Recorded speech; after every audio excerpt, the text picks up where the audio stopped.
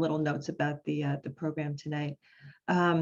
So welcome. My name is Roberta Pangiuani. I am the head of adult services here at the Ridgewood Library, and I am so happy tonight to that we get to welcome Lisa Ann Fanning to our programs. Our director Nancy Green told me about Lisa. She had read an article about this wonderful person who, was always interested in astronomy and just the experience during the pandemic of how it just became a bonding experience and a very communal experience for people who were so isolated during that time. So Lisa will eloquently tell you that story in a few minutes, but what we're going to do is we want this to be a wonderful interactive program. So Lisa has about maybe 40 minutes of information to present, but she's also very happy to stop along the way if you have questions or comments. So please keep that in mind. If you want to put questions or comments in the chat, please do so, and I'll make sure we get to those. But if you do feel like just raising a hand or just asking a question along the way, please do so. We want this to be a good time. So I'll just introduce Lisa and then I'll have her take it away. Oh, and also we have, I'll mention this at the end too, at the Ridgewood Library, we have what's called the Library of Things, where you can come and borrow all kinds of things, Zoom lights and computers and iPads and STEM kits and different things. And we do have a telescope that you can borrow if you're in town. And we're in the process of buying more telescopes. So it's kind of exciting to know that you can test these things out before you actually make the investment. And Lisa will tell us more about that later. So keep that in mind. So our guest tonight, Lisa Ann Fanning, she was born and raised in New York City and Brooklyn. And she's always had a curiosity for the natural world, and that interest has only grown throughout her life. She's a longtime member and volunteer for Monmouth County Audubon and various other conservation organizations across New Jersey. She's also an amateur astronomer, recipient of the Explore the Moon and Explore the Universe observing certificates from the Royal Astronomical Society of Canada. She's editor of that organization's Halifax Center's Nova Notes newsletter, creator of Lisa's Lookup on Facebook, and a member of the Amateur Astronomers Association of Princeton, and contributor to their monthly online newsletter. She's appeared on many programs and podcasts. So we are just happy that we're going to join that list of programs. So welcome, Lisa Ann, and we just really look forward to hearing what you have to share with us tonight. Yeah, thanks so much, and thanks for having me. And as we said, let's keep this interactive. So if you have any questions, just feel free to stop me. I'm going to go ahead and share my screen. Okay. Great. And can you see that? Yeah. Great. Thank you. So the title of my program is Night Sky, How Astronomy Provided Stress Relief and a Sense of Community During the Pandemic, and How You Can Get Started on Your Own Astro Journey.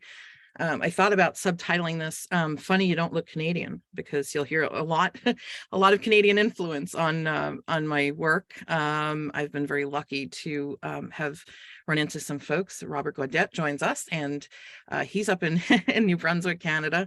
And he is somebody who definitely has helped me along the way a lot too. So you'll hear more about that in a bit. So get to know me. Roberta gave a little bit of my background. I've always been interested in conservation. My background is very heavily rooted in conservation and birding. I did always have a fascination with the moon. If you're into astrology, my sign is Cancer, which is the moon child, which sometimes I wonder if that's a coincidence or not.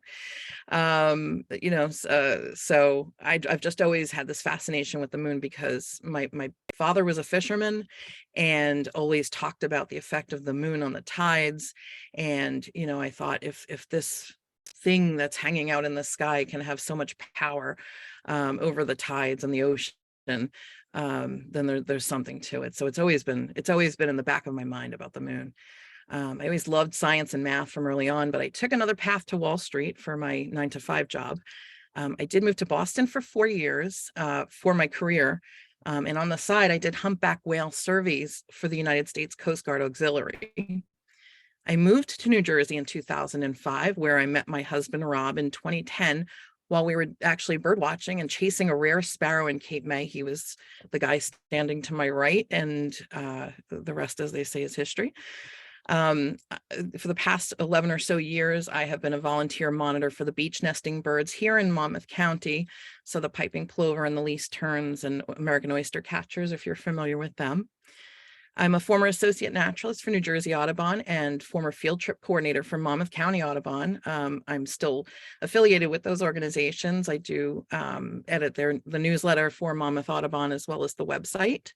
And I've written about conservation, birds and insects for various publications and organizations throughout my whole adult life.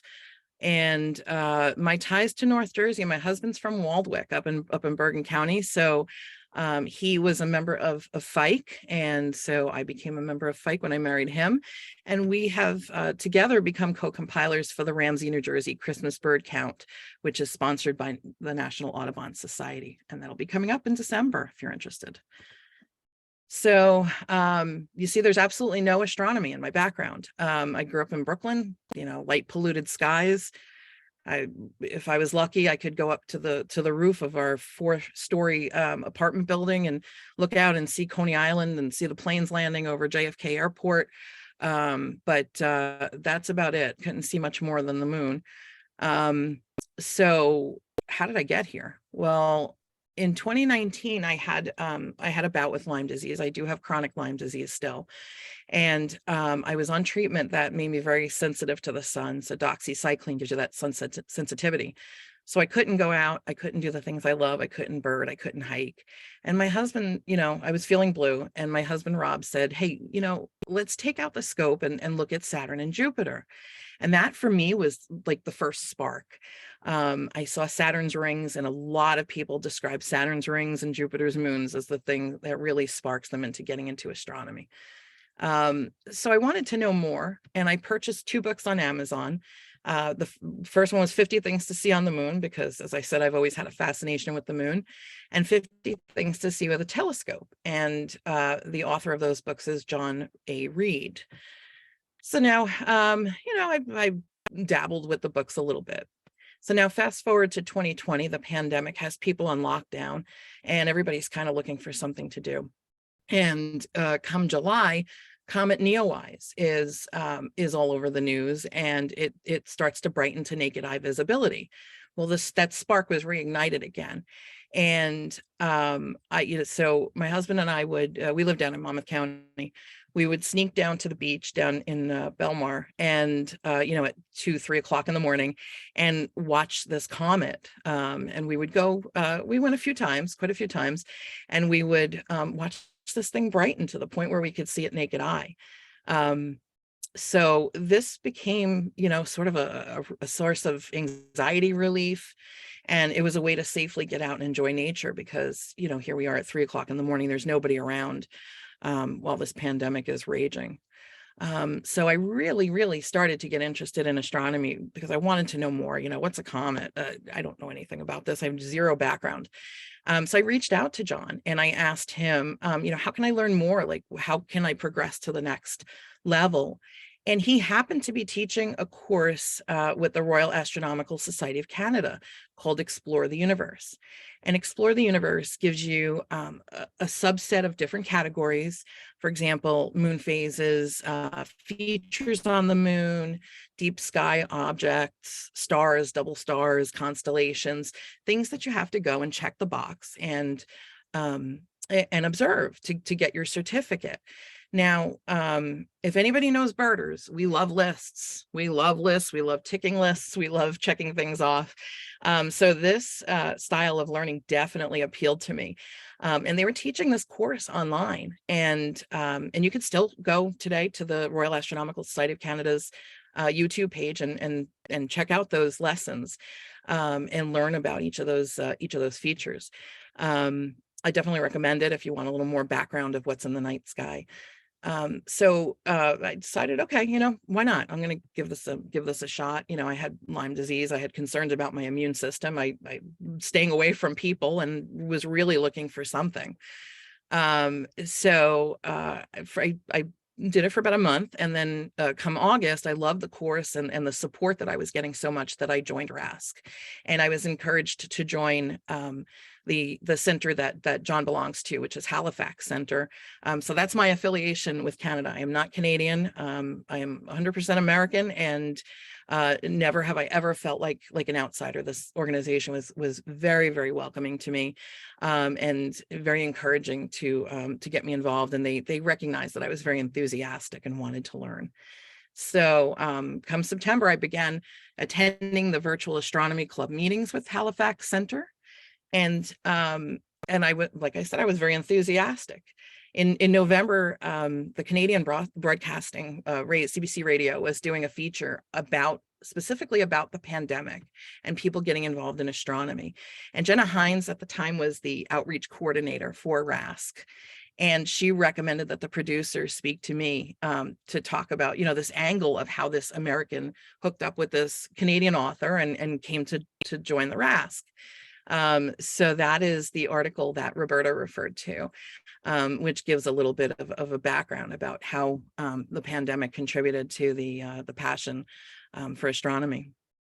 So November came and I completed my certificate for Explore the Universe. And then I moved right into the next certificate, which is Explore the Moon, where you have to identify 100 features on the moon, different craters, different mare. Again, check the box and provide sketches and proof that you observed each of these features.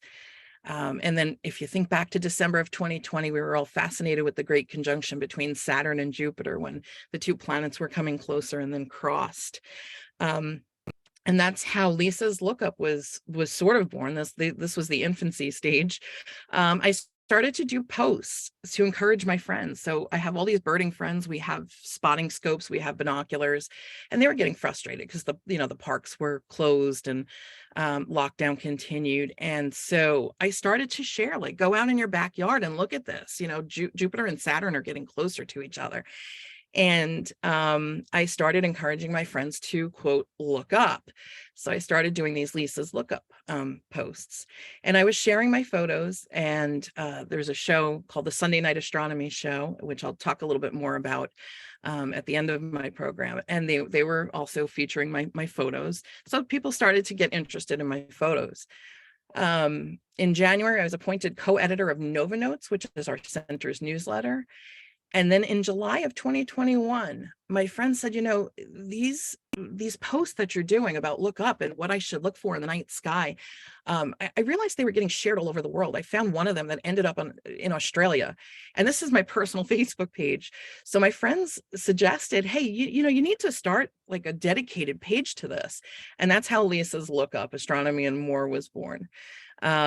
So I've been having a blast. I have over 1,000 followers all over the world, for a page that's only a year old. That's pretty good. And I'm lucky to have friends that are really talented. Robert's here. He does amazing work. You'll see one of his photos later on in the presentation. And so, there's no shortage of wonderful images or stories to share. So that's how Lisa's Lookup was born. The first speaking engagement I ever did in this field, I thought, I'm not qualified for this, but we were looking for a replacement speaker to do a bunch of mini presentations because somebody had canceled. So I decided, I was sort of doing this pet project that I didn't tell anybody about, which was the connection between astronomy and animal behavior. And this came to be because one night I was out looking at the moon and I saw birds flying in front of the full moon in October. And October is peak migration here in New Jersey. And I thought, well, what's the connection? And then I started to go down this rabbit hole and realize that there are a lot of astronomical events that influence animal behavior. And this project just took a life of its own. And I've given that talk multiple times, explaining how things like solar activity can create vagrancy in birds because of they're using magnetic senses to navigate. Sharks and whales are also affected, and how the moon affects animal behavior. I talked about my father being a fisherman. He always used to say, don't go fishing on a full moon. So I explored all these different theories and put the link together. And it's just a labor of love, and I continue actually to research it. there's new evidence being found every day. I'll share one more thing on that topic because I love that so much. There is actually a connection between the Milky Way and dung beetles. So I'll pique your curiosity there. Dung beetles in Africa actually navigate using the patterns of light in the Milky Way. So here's this small bug just using the Milky Way as a way to find their way home. So it's just a fascinating topic to me. So, the rest is history. I mean, here we are. I'm a member of the Amateur Astronomers Association of Princeton. I've given that talk so many times. I am a regular contributor to the Sunday Night Astronomy Show, as is my friend Robert, who joins us. I've appeared on the Global Star Party. I'm a frequent contributor to earthsky.org's community photo gallery and have been featured several times. And I just love encouraging people to look up and take in the sky and see what you can see and imagine, and just I'll talk about the perspective that it gives people. And so that's why I encourage people to look up. It's not just about the stars or the moon. And I've collaborated with friends I've made virtually from all over the world on different projects, and still editing Nova Notes, and I'm loving every minute of it. So here's a photo that I took recently. It's Jupiter at left. It's that little dot with the full moon behind the Cape May Lighthouse. So, I'm finding that I just look at the world differently since I've become interested in astronomy. Like I said, it gives you a totally different perspective. So even in my own photography work, it gives me a different perspective. I look at light and dark differently. I look at trying to bring out the stars, or trying to create patterns, or enhance those patterns in my photography. So it just has influenced a lot of other aspects of my life. So I'll pause there, see if anybody has any questions. I want to keep this interactive. I know we're a little early in. Yeah, you're doing a fantastic job, Lisa. Thanks. You know me, I can talk for hours. No, it's all good. So why do I tell this story? I loved sharing it because I'm one of those people that thinks we need more kindness in the world. The world's a hard enough place as it is, and getting harder every day, especially for those of us who are very sensitive. So a ripple effect can go a long way. So just by buying a book, and because of the kindness that an author gave me, he spent time helping me, and in effect became a mentor and helped guide me through the process. So I've been able to give back to others who give me feedback that thank you for putting that post out. I was feeling a little down, and I went out and I felt better when I looked up at the moon. And I get that feedback consistently, and that's sometimes I feel like it's selfish because it's so rewarding to me, but at least I know I'm making a difference with some other people in this world. So the gift of sharing astronomy, it's more than just factual knowledge of what that constellation is. People who do astronomy at the amateur level talk about the awe and the wonder and understanding our place in the universe, and giving perspective. Like those are the terms that come up consistently when you ask people what they like about astronomy. So of course, one of the prolific writers, Carl Sagan, I think he said it best. So I put some of my favorite quotes of his up here to give you a sense of that perspective. And one of my favorite ones is the one on the bottom of the left. The Earth is a very small stage in a vast cosmic arena. Think of the endless cruelties visited by the inhabitants of one corner of this pixel on the scarcely distinguishable inhabitants of some other corner, how frequent their misunderstandings, how eager they are to kill one another, how fervent their hatreds.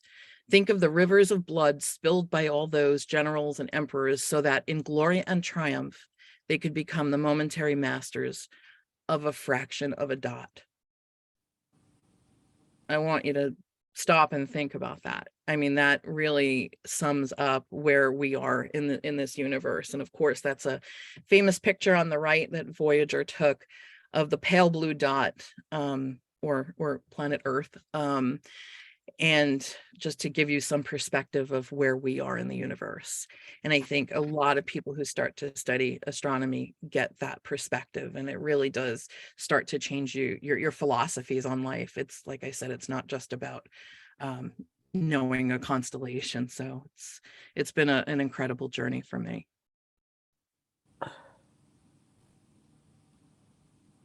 So lessons from the pandemic. Well, a lot of people were looking for something to do. They were, bored and isolated. A lot of people they looked to the natural world, really. So telescope sales skyrocketed, pun intended. Astronomy gave people that perspective that they were looking for, and it gave you a sense of belonging. One of the things that I struggled with, like my husband lost a dear friend early on in the pandemic, and you were asking a lot of why during the pandemic. Some things just really did not make sense. But so here we are locked at home, isolated. We can't see each other, couldn't see our families even for a year. It actually built the virtual events and this connection that we have, all looking at the same moon. It built this community that allowed for sharing across the borders.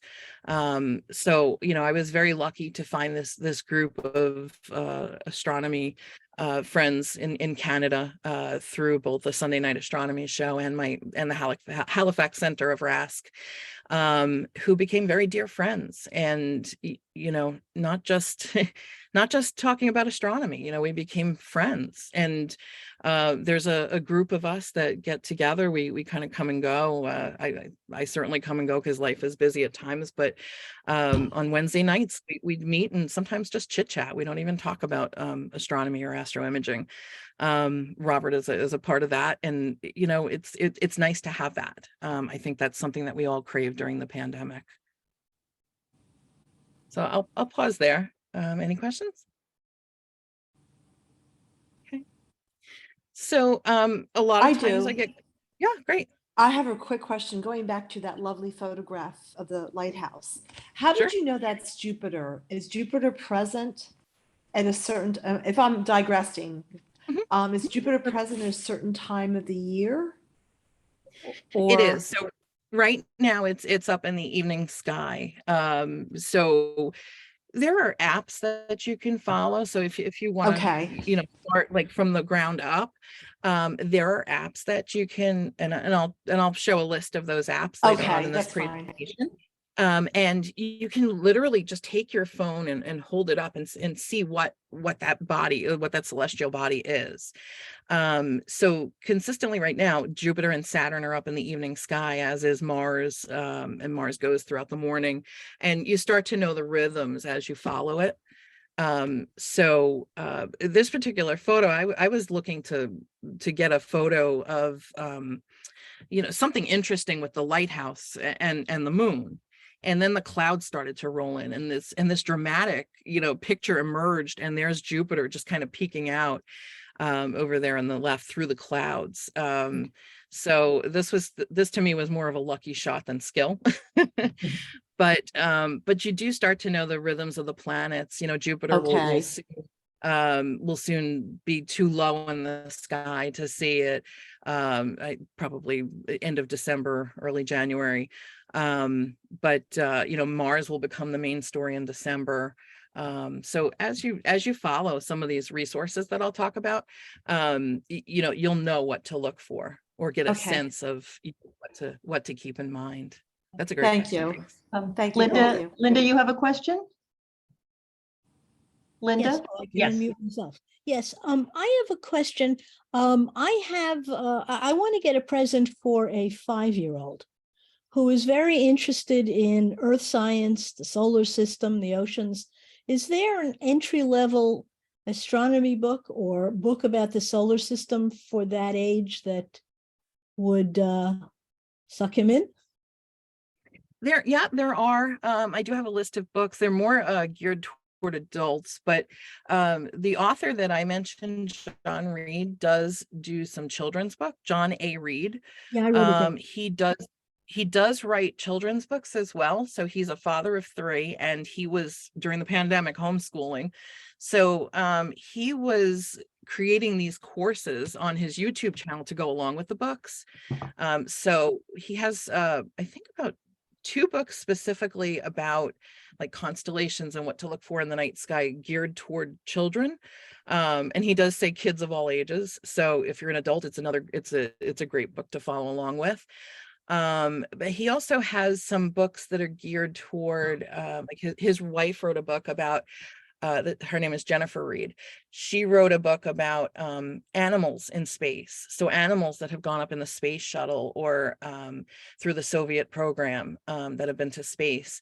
Another book that might be of interest is specifically about the ISS. That John wrote as well. So it talks about the ISS and different missions, different space missions. So depending on, your this 5-year-old's interests, you mentioned earth science. Maybe stick with the, things for kids to see book. Thank Yeah. you. That's another good one. Also DK, if you remember those books, I know growing up, I had a bunch of them. DK has those books that are about this big. They're hardcover, but they're very thin, and they have very like great graphics, like, the planets are sort of cut out. There's a book that came out about the planets recently, about the solar system, and that one was published last year. So that's the DK Knowledge series. That's another one I would probably recommend for a young child.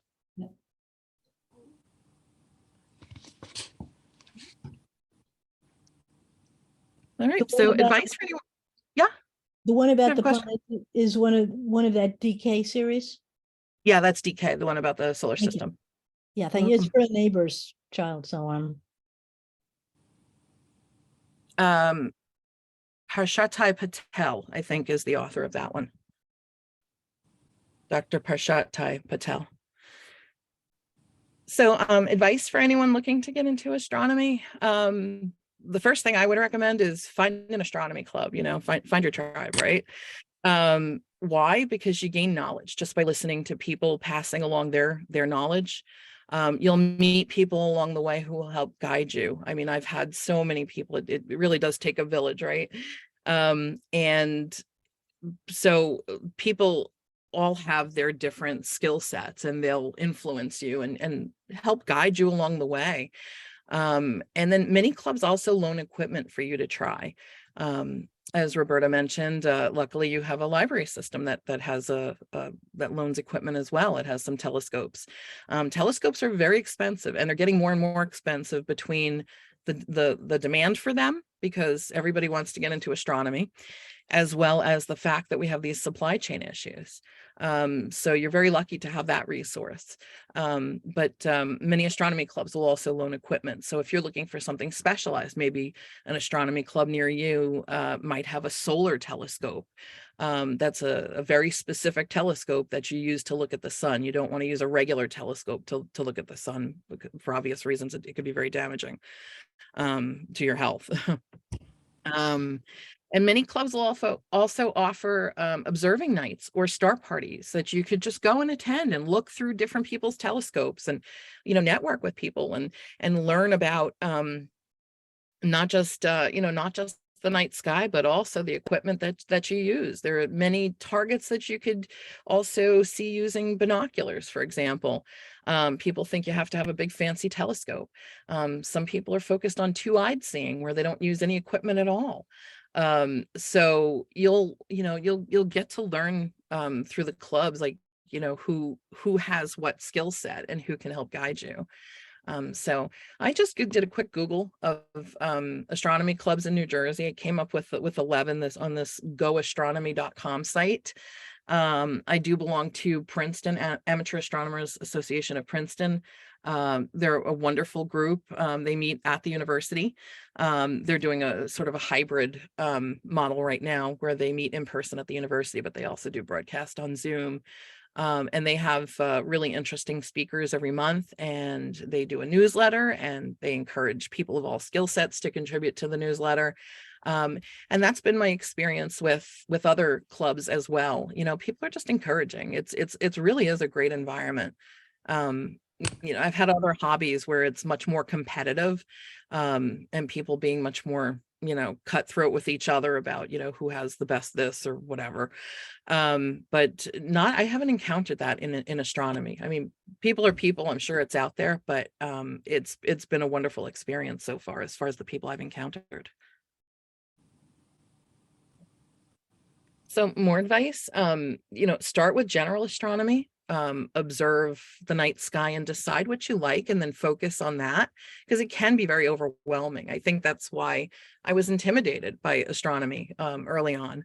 But once I started to realize, oh, I really love the moon, and there's so many different interesting, you know, mountains and craters and Maria to observe, you know, that's how I got hooked, because here's the moon, here's this one object I can focus on. And, you know, at the time I was using a spotting scope, a birding spotting scope is how I got started. It's what I had, you know, we were in the middle of a pandemic, so I used what I had. Some people love to focus on the planets, the constellations, double stars, deep sky objects. Some people like to observe, other folks like to focus on taking photos of the night sky, and deep sky objects. And, you know, Robert's one of those people who does incredible work. I see he changed his background. That's an incredible photo right there. And he has a whole gallery of amazing work that he does. So it gives you an appreciation. You can take it in many different directions. It's a great hobby in that sense as well.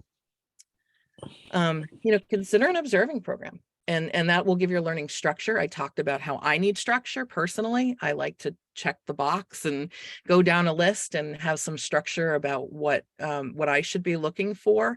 And observing programs give you that. So the Royal Astronomical Society of Canada, which is where I went after my certificates. Also the Astronomical League, which is the US version, basically of RASC. They have a lot of observing programs as well. And they offer you a certificate, and they offer you, you know, people to help guide you in your learnings as well. And the one thing that I would do if I could start it all over again is I would sketch from the beginning.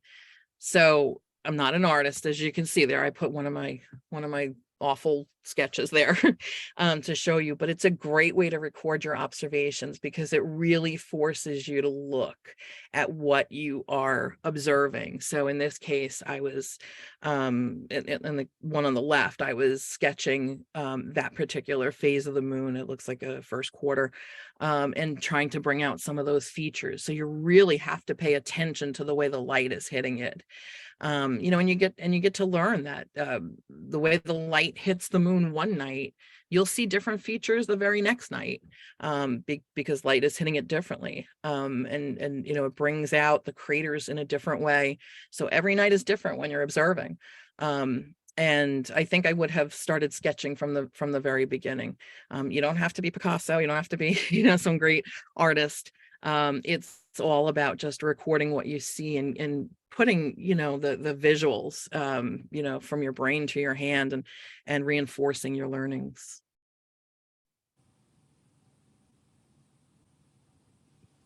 I talked about how we can make connections. So there are so many different topics that you can connect to astronomy.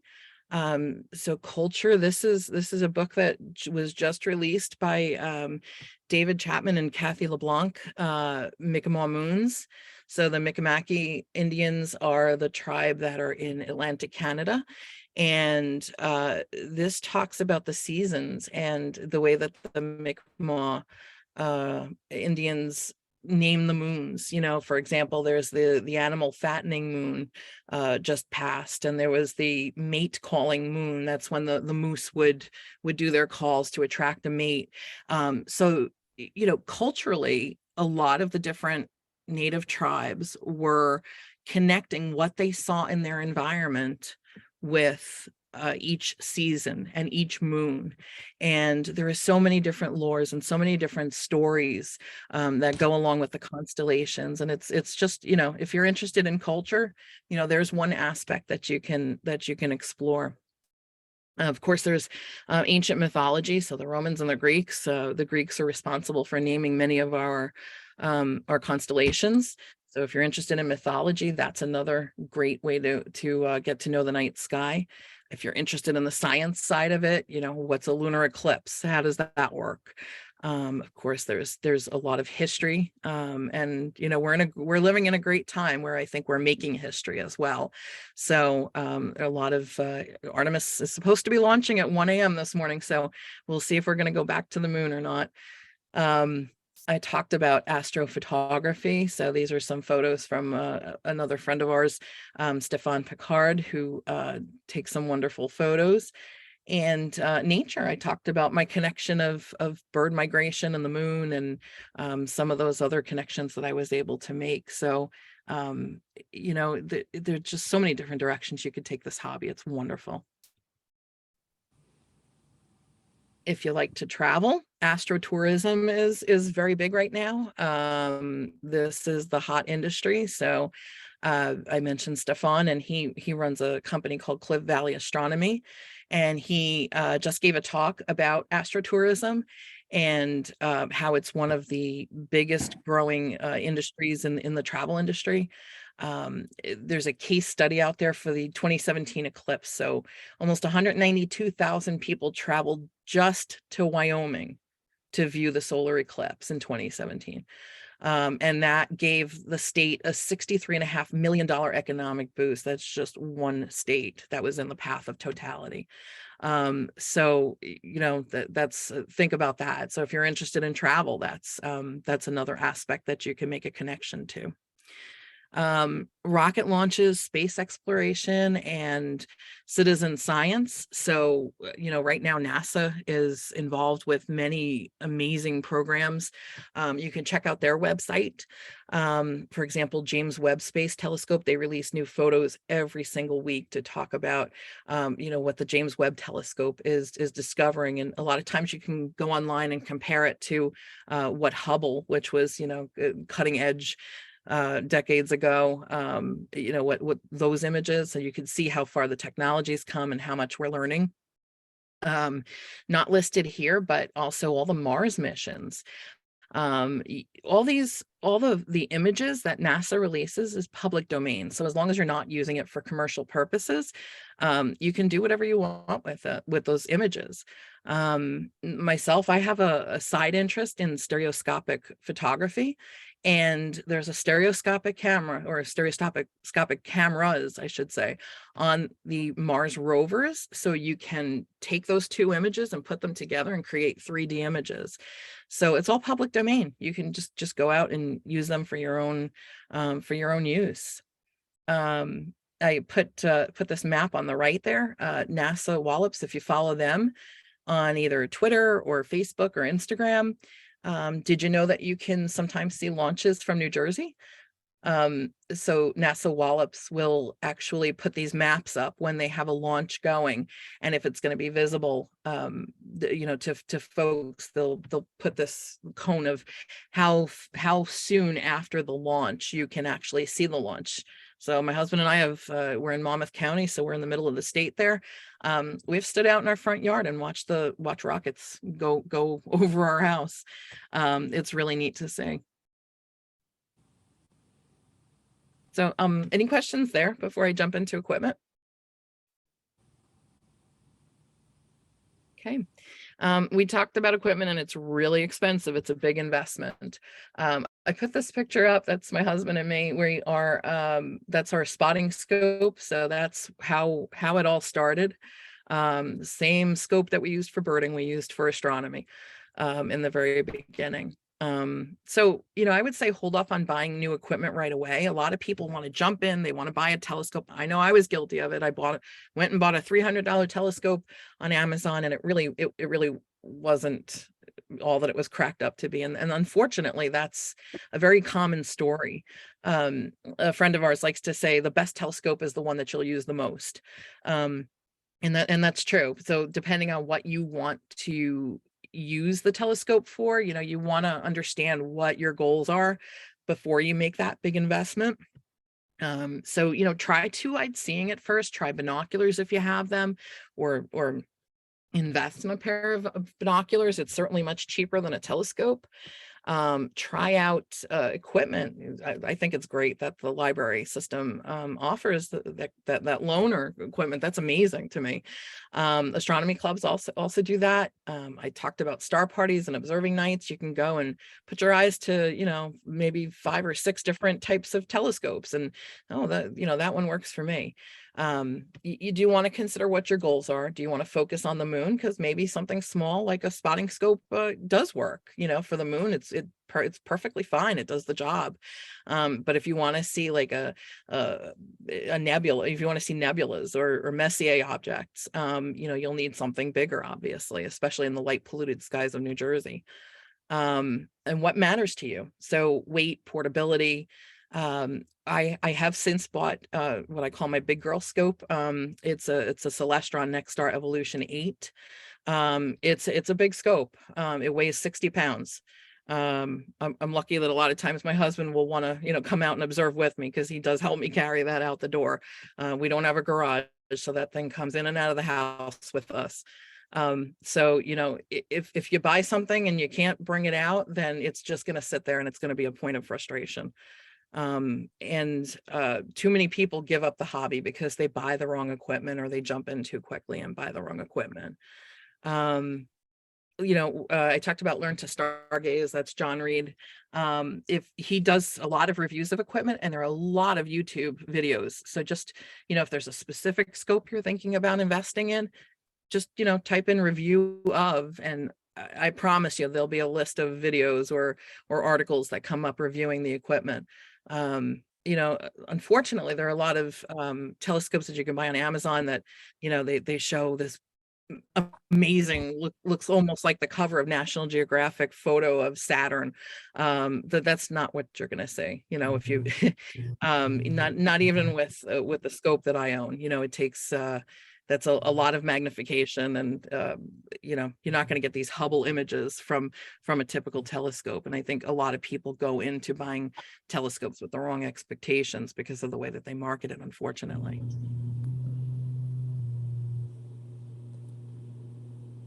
Okay, some noteworthy events that are coming up. I talk about solar cycle 25 on the top right there. That is Robert Gaudet's photo of the sun. I just love that. He does incredible work.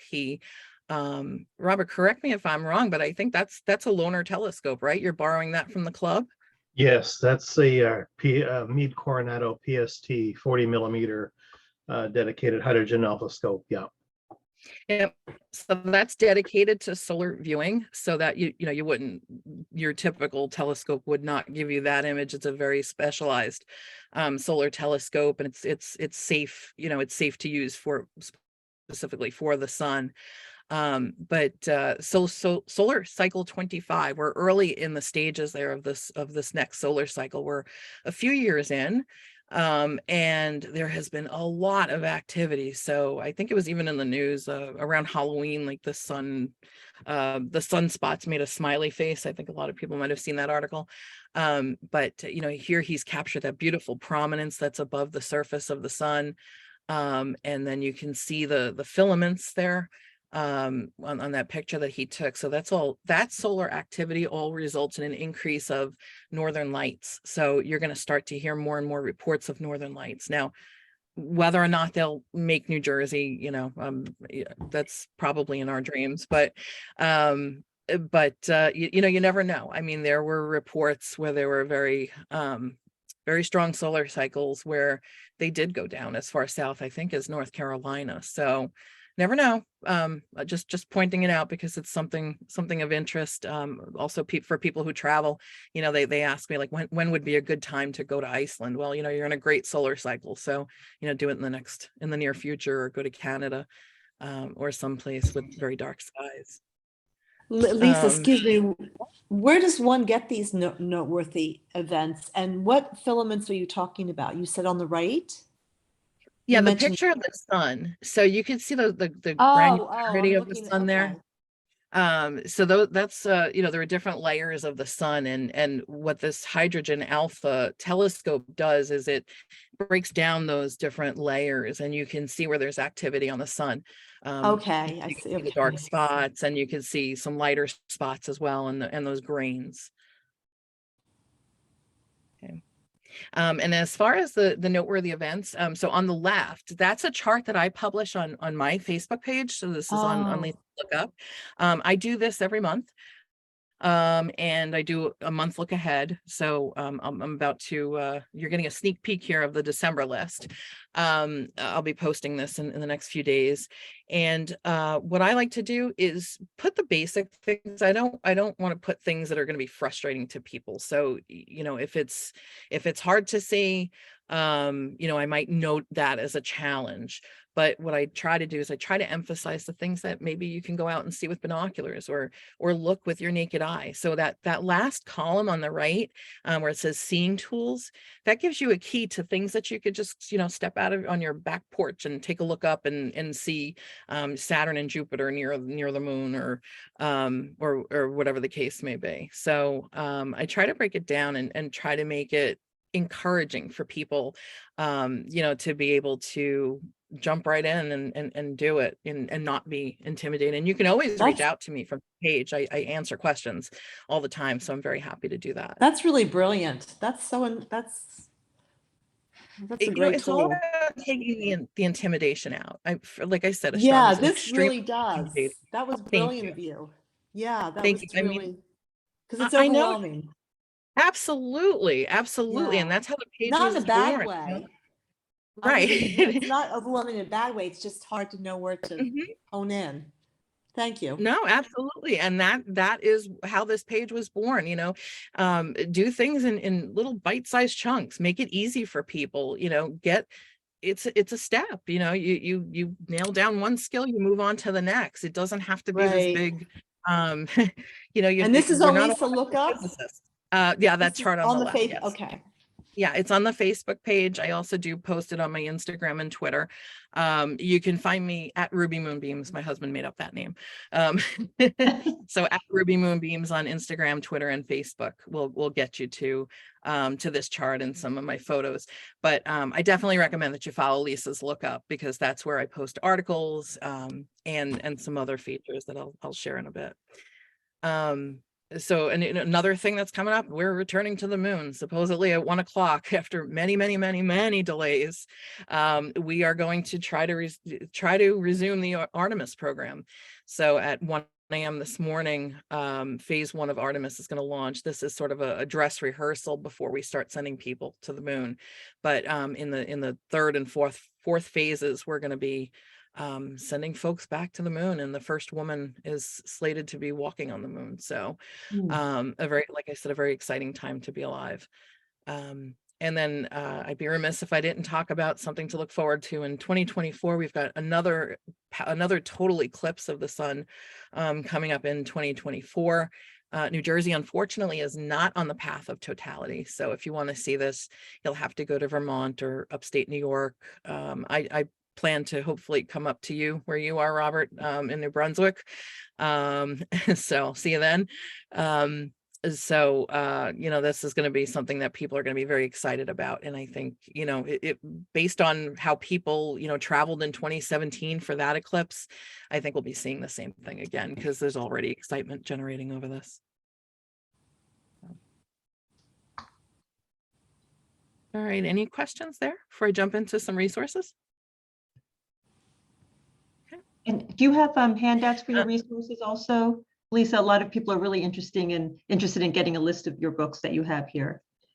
Yeah, sure. I can send a PDF. Should I just send that to you, and Wonderful. you can post That'd it? be, and I'll forward it to the group. Yeah, and I'll also put it on Lisa's Lookup. So Great, thank you. so books I mentioned on the left there are John A. Reed's books. He has written, I think, about 8 books related to astronomy. He also writes sci-fi too. But these are the books that I would recommend for starters. So 50 Things to See with a Telescope and 50 Things to See on the Moon were the 2 that got me started. Learn to Stargaze for kids of all ages. just came out. It is wonderful. This is a book that I would recommend for young kids. I do also recommend it for adults because there is something for everybody. The artwork is fantastic, and there is emphasis as well on some of those cultural stories that are related to the constellation. So there really is something for everybody in this book. I highly, highly recommend this one. I mentioned that I'm a selenophile, so I don't really go anywhere when I'm observing the moon without my atlas. This is a good one by Charles A. Wood and Maurice S. Collins, and it shows you the different features on the moon. So if you want to know about a crater, who it was named for, how to find it, this atlas is great. The Backyard Astronomer's Guide is another Bible that a lot of people swear by. The pictures are absolutely gorgeous in this book, so definitely recommend that one. Night Watch is another good one that I think every starting out astronomer should have on their bookshelf. And then we go to the bottom row there. We have the 2023 Night Sky Almanac by Nicole Mortellaro. She is affiliated with the Royal Astronomical Society of Canada, and every year she puts out the almanac. So to your point, how do you know what to look for? This book will tell you what to look for in a month-by-month basis, and there are great star charts. And this one's not terribly expensive. I think it's under $20 if I'm not mistaken. It's something that's on my bookshelf every year. The next one you might recognize, or you might recognize the name H.A. Rey. He was the gentleman who wrote Curious George. Well, he was an amateur astronomer, and he wrote a guide to the stars. And I picked this book up after a lot of people told me that this was the book that sparked them when they were younger. And it's great. I mean, it's sort of that same drawing style of Curious George. So it kind of rings nostalgic, but it does a great job of talking about the constellations. And then Turn Left at Orion is another good basic, how to get started, how to learn about star hopping book that I would definitely recommend. The library has the 2021 edition of Night Sky Almanac, but there are copies of 23 in the system, and a lot of these others too. So if anybody's local and wants to just swing by the library, we can, if you want to preview the books before purchasing, just feel free to do that. That's great. Do we have a copy of Learn to Stargaze for Kids? Let me check that for you. Keep That's a talking. newer title. That's a newer title, so you may not have it yet. Okay. Do you know what the new title is? No, it's Learn to Stargaze for Kids of all ages. Oh, okay. That just came out I see. Okay. months Yep. ago. Okay. Yeah, that's not in the system yet. I think you can, yes, you know what, if you go to Amazon, you can preview. I know that there are some previews of some of the pages, so you could take a look at the format that way as well. I didn't see how to do that. I was looking for that. Check the reviews section, and then there's usually an author photo section, I believe, if you scroll all the way down to the bottom.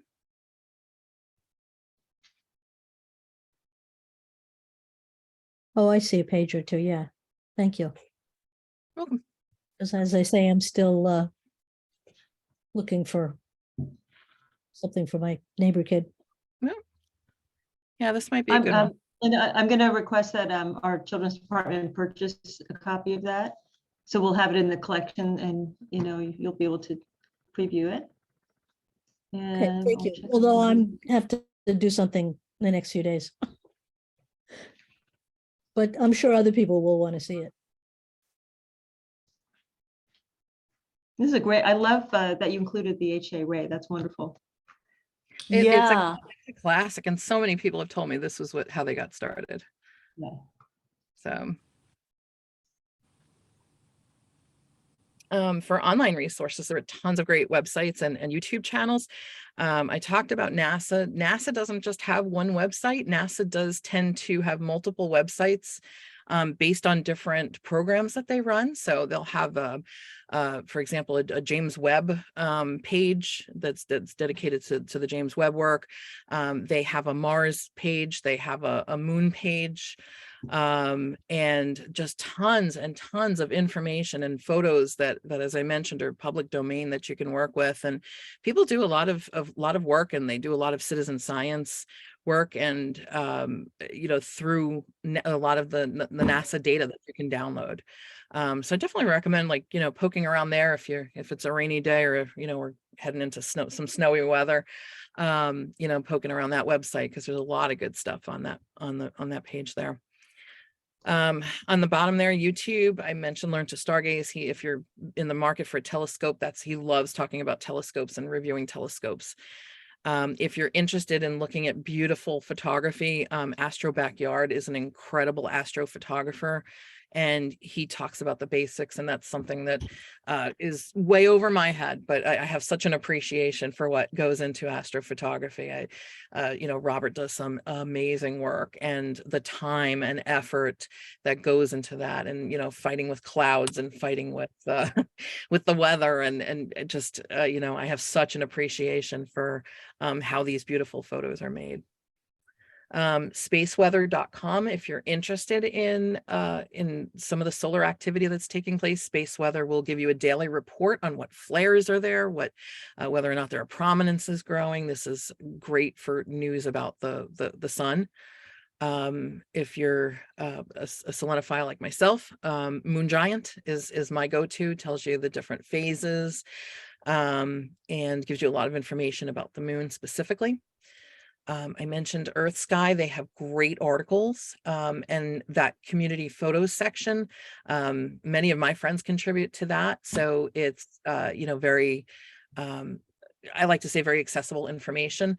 These are not astrophysicists at Harvard that are taking these pictures. It's you and me, and sharing it on the community section. So, it's a great way to learn about that process and about what's around us. Timeanddate.com I recommend specifically when we have things like the eclipse. So that's another great resource, because that'll break down every time we have an eclipse, that'll break down the different phases. So, there are different phases of an eclipse. The first phase, you don't really see much of a change. And, we just went through this total lunar eclipse recently. And it'll give you the timing of when the moon will start to turn red, and when you can see, what you're going to see there with the eclipse. And then RASC Canada's YouTube page is another fabulous thing. They have a lot of live programming. I think it's every other Tuesday. They have the Insider's Guide to the Galaxy, which Chris Vaughn, who is another great writer, he writes for Sky News Magazine, and he has his own webpage. He will give you sort of the lowdown on what's coming up and what to look for and why things happen the way that they happen. And then I mentioned Explore the Universe and Explore the Moon, and you can visit those programs. They're archived here as well. Apps on my phone. I decided to take up, because the proof is in the pudding. So here's a photograph of my phone and my Astro apps that are my go-tos. I mentioned Aurora. I do try to stay tuned into when the auroras are going to hit, because I do have so many friends up in Canada, and love to live through them, since I know it's virtually impossible to see it here in New Jersey. The ISS spotter. A lot of people don't realize this, but the International Space Station passes over your home more than you realize. And an app like ISS Spotter will enable you to set up alerts to let you know that the ISS is going to be passing over, or it's going to pass near the moon, if you're looking for a specific photograph that you want to set up. So that's another neat thing to see. You'll see it, just a little bright dot slowly moving across the sky. That's what you'll see naked eye.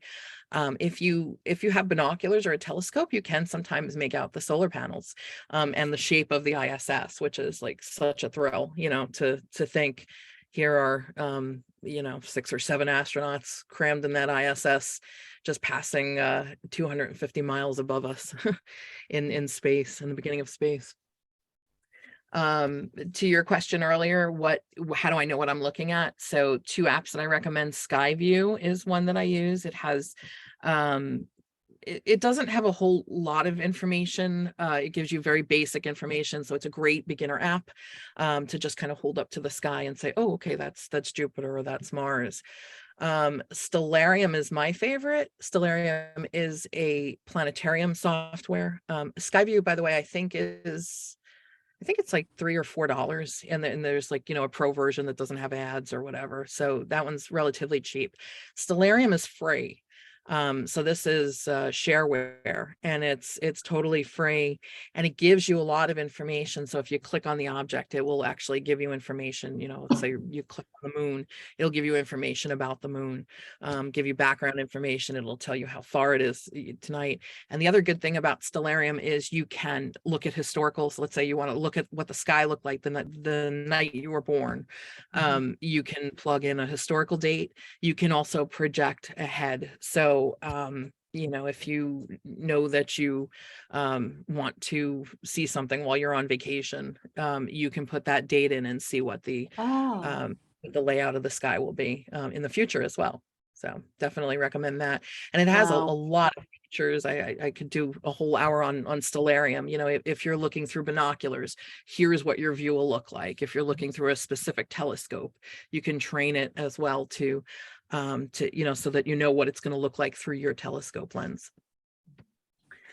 Sky Portal is specific to my Celestron telescope. So if you buy a telescope, many of the telescopes today have things that are like go-to features. You could just punch in that you want to go to M44, and it'll take you to that particular object. So I, believe it or not, do not use it because I feel like I'm still in the learning phases and want to know how to star hop. So I do try to do things manually. So I've never actually hooked up the go-to. Those 13 notifications there are probably telling me to upgrade or log in or something. Moon Atlas, this is the online version of the atlas that I mentioned before. It'll show you what the phases are, what you can see the night and day there, and the one side is light, one side is dark. That line where night and day meet is called the terminator. And you can see, for example, what craters are highlighted along the terminator. So it's a great resource for learning about the moon. And then moon phase gives you just that moon phase, what time the moon will rise or set, and this as well as the sun. I mentioned the Sunday night astronomy show. Oh, check this out. It's a great show. It's Sunday nights at 7 p.m. You can watch it live either on YouTube or on Facebook. They are called Astronomy by the Bay. That's who you want to look for, Astronomy by the Bay. If you can't check them out Sunday nights at 7, they are archived on both of those places. So you can go to YouTube, you can go to Facebook and see past shows as well. These are 3 gentlemen from New Brunswick, Canada, who just love the hobby so much that they decided to start a show. I think it was a little bit before the pandemic, but it really took off. Really took off for the pandemic itself because, everybody was stuck at home, and they've built such a community. And that's how I met my friend Robert and some other friends as well through the show. We're all kind of faithful viewers and contribute to the show as well. What these gentlemen will do is they'll focus on a topic. They break it down into bite-sized pieces so that it's not overwhelming, and they will each focus on one aspect. So let's say the show is about the sun. One of the 3 gentlemen may focus on photographing the sun, while Chris Kerwin, who is the main host and founder of the show, will focus on giving you background about the solar cycle, and they just bring you so many different aspects, and then each week they also share viewer photos, and they encourage people of every skill set to contribute.